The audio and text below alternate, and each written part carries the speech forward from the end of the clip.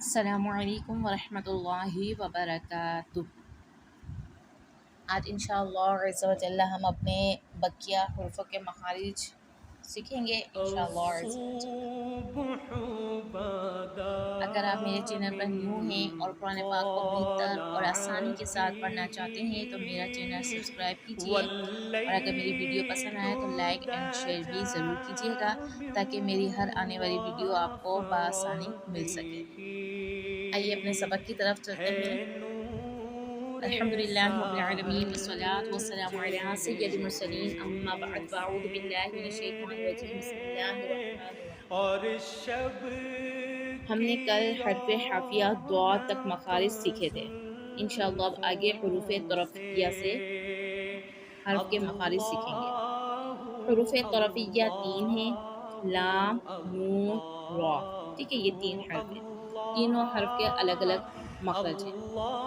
लाम जो है वो ज़बान का किनारा और दवाहिक से सनाया तक के मसूड़ों से अदा होता है। ज़बान का किनारा जो है हमारा, यानी कि साइड वाला हिस्सा, सामने नहीं, जो साइड किनारे हिस्से होते हैं ना, वो ज़बान का किनारा। ठीक, वो दवाहिक और सनाया जो है ना, ये दांतों के नाम है। दवाहिक भी दांत का नाम है, सनाया भी दांत का नाम है। ठीक है, अरबी में। तो दवाहिक से सनाया जो दांत है, सनाया जो कहते हैं सामने वाले दो दांतों को, सामने के जो दो दांत है इसको क्या कहते हैं अरबी में, सनाया। दवाहिक जो है साइड पे जो बड़ा साइड में जो बड़ा दांत है उसको दवाहिक कहते हैं। ठीक है, तो हमारा ज़बान का किनारा जो है वो दवाहिक से सनाया तक के दांतों के मसूड़ों से लग के अदा होगा। दांत में नहीं लगना, इन दांतों के मसूड़ों से लग के अदा होना है। नून जो है वो ज़बान का किनारा और इनियाब से सनाया तक के दांतों की जड़ों से अदा होता है। नून में भी ज़बान का जो हिस्सा वो किनारा ही है, लेकिन इसमें दांत चेंज है। इनियाब भी जो है दांत को कहते हैं। ठीक है, सनाया के जो दो दांत हैं आपस में, जिसको सनाया कहते हैं, जो जुड़े हुए हैं, वो सनाया दांतों के जो साइडों में जो एक एक दांत हैं, ठीक है, तो उस दांत को इनियाब कहते हैं। उस दांत का नाम इनियाब है। ठीक है, उस दांत का नाम क्या है, इनियाब है।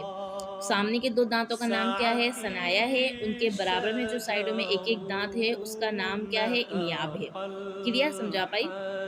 तो नून जो है वो ज़बान का किनारा और कौन से दांतों से लगेगा, इनियाब से सनाया तक के दांतों की जड़ों से अदा होता है।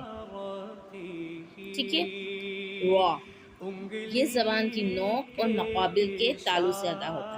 ज़बान की नोक है, अच्छा इसमें ज़बान का किनारा नहीं है। नोक कहते हैं जो आगे बिल्कुल बारीक सी आती है, जैसे छुरी की नोक होती है, नोकीली नोक होती है ना, तो इसी तरह ज़बान के जो आगे है वो नोक का हिस्सा है। तो वो ज़बान की नोक और मुकाबिल के तालु से अदा होगा। हमें पता होना चाहिए नोक, किनारा, सिरा किसे कहते हैं। ठीक है, तो हमें पता होगा तो हम वो साइड लगाएंगे।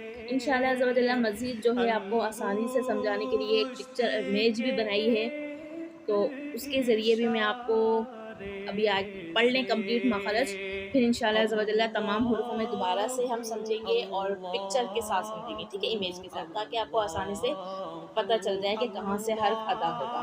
कोशिश यही है कि आपको अच्छे से अच्छे अंदाज में आसान तरीके से समझाया जाए ताकि आपको पढ़ने में आसानी हो। हुरूफ़ तरफ़िया वाले हर्फ के मखरज कंप्लीट हुए। आगे चलते हैं हुरूफ़ निदइया। 3 हैं, ता, दाल, थ। इन तीनों का ना एक ही मखरज है। ज़बान की नोक और ऊपर के दांतों की जड़ से अदा होते हैं।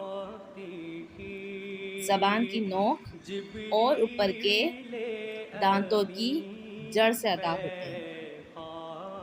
इसमें भी क्या है, ज़बान की नोक लगेगी और ऊपर के जो दांत हैं उन दांतों की जड़ों से लगकर अदा होंगे। हुरूफ़े लिताबिया, ये वो हरफ़ हैं जो नरमी से अदा होते हैं, जिनमें सीटी नहीं आती। ठीक है, नरमी वाले हर्फ को हुरूफ़े लिताबिया भी कहते हैं। 3 हैं, सा, दाल, वां। इनका मखरज भी सेम है, तीनों हर्फों का एक ही मखरज है। ज़बान का सिरा, अच्छा, ज़बान का सिरा किसे कहते हैं? जो नोक है ना ज़बान की, उससे थोड़ा सा ऊपर आएंगे, थोड़ा सा जो मोटा सा साइड शुरू होता है वो ज़बान का सिरा कहलाता है। बाकी इंशाल्लाह इमेज के ज़रिए भी आपको समझाऊंगी। तो ज़बान का जो सिरा है वो ऊपर के दांतों के अंदरूनी किनारे से अदा होते हैं। ठीक है, ज़बान का सिरा लगेगा ऊपर के दांतों के अंदरूनी किनारे में, तो फिर ये तीनों हर्फ का मखरज है, ये तीनों हर्फ अदा होंगे।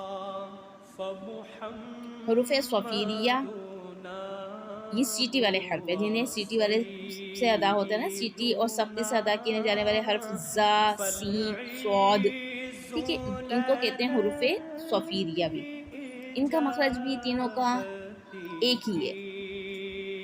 ज़बान की नोक है और दोनों दांतों के अंदरूनी किनारे से अदा होती है। ज़बान की नोक और दोनों दांतों के अंदरूनी किनारे से अदा होते हैं। ठीक है, अब जो हर्फ आ रहे हैं हुरूफ शफविया।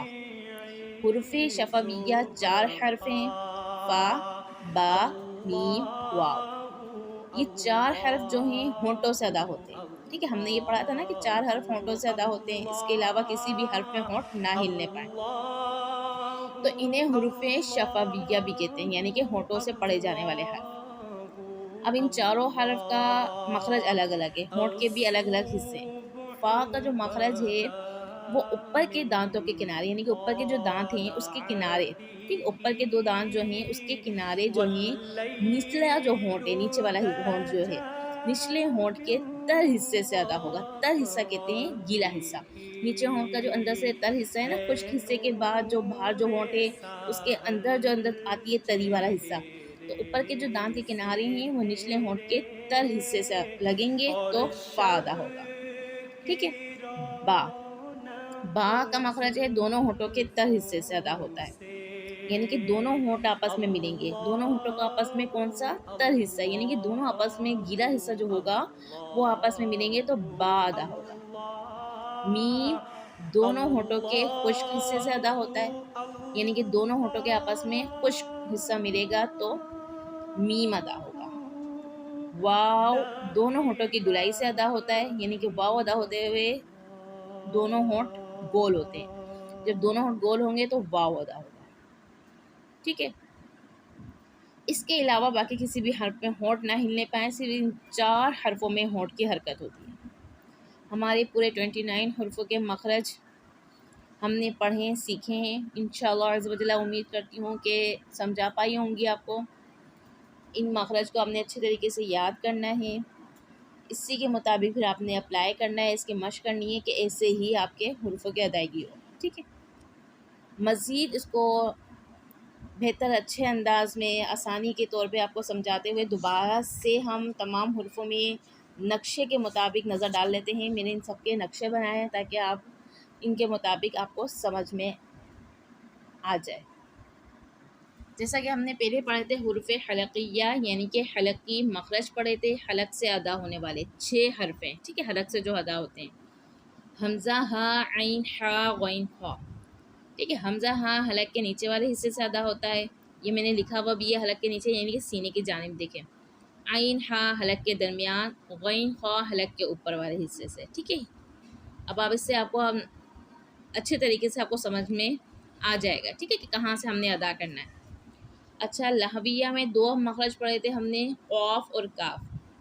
क़ाफ़ में हमने मखरज पढ़ा था ज़बान की जड़ और तालु का नरम हिस्सा। ठीक है, मैंने आपको जैसे बताया था ज़बान का जड़ मोटा साइड और तालु का नरम हिस्सा जो है गोश्त लटक रहा होता है। ठीक है, और मज़ीद पिक्चर में देख सकते हैं जो गोश्त लटक रहा है जिससे हम कव्वा भी कहते हैं, तालु का नरम हिस्सा कहलाता है ये।